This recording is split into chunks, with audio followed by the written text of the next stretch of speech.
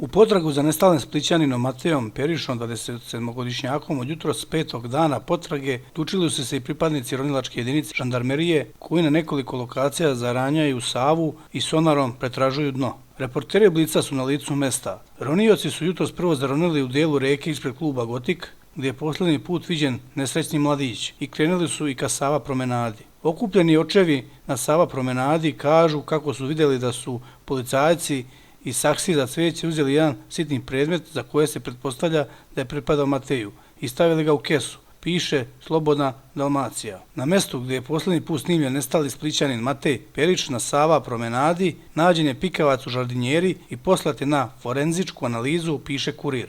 Također, Slobodna Dalmacija navodi i da je navodno pronađena jedna patika. Navodno postoji još nekoliko lokacija gdje će ronioci danas zaranjati, ali je vidljivost ispod površine vode prilično loša. Kako javlja naš reporter sa lica mesta, veliki broj građana se okupio na šetalištu u Savu, kao i brojni predstavnici medija, kako domaćih, tako i iz Hrvatske. Više desetina ljudi prati s tima policajce koji iz čamca pored same obale pretražuju reku. Policija im ne dopušta silazak do Save, već sve posmatraju sa šetališta. Okupljeni svjedoci kažu kako su vidjeli da su policajci i posude za cvijeće uzeli jedan sitni predmet za koji se predstavlja da pripadao Mateji i stavili ga u kesu. Svako ko ima bilo kakvu informaciju o nestalom mladiću, moli se da se o tome obavesti MUP Srbije.